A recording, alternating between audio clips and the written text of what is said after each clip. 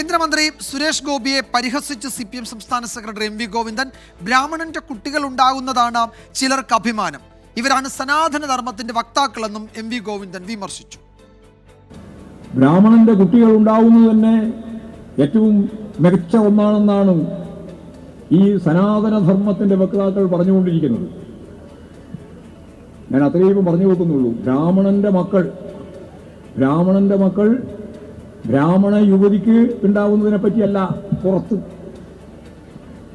മനസ്സിലായില്ലേ? അതൊരു മഹത്തരമാണെന്ന് പറയുന്ന ഒരു സംസ്കാരം, ആർഷഭാരത സംസ്കാരം, അതിന് കൊടുക്കുന്ന പേര് സനാതന ധർമ്മം. മാറുമറക്കാൻ അവകാശമുണ്ടായിരുന്നില്ല സ്ത്രീകൾക്ക്.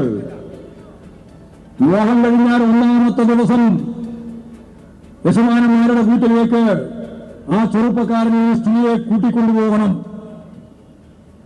അന്ന് അവിടെ അന്തി ഉറങ്ങിയിട്ട് അവന് തോന്നുമ്പോഴാണ് പിന്നീട് ഭർത്താവിന്റെ വീട്ടിലേക്ക് തിരിച്ചയക്കുക. സനാതന ധർമ്മം. ഈ ധർമ്മത്തെയാണ് സനാതന ധർമ്മം എന്ന് പറഞ്ഞത്, ബ്രാഹ്മണ്യത്തിന്റെ ധർമ്മം. ആ ധർമ്മം ഈ രാജ്യത്തെ ജനങ്ങൾക്കെതിരായിട്ടുള്ളതാണ്.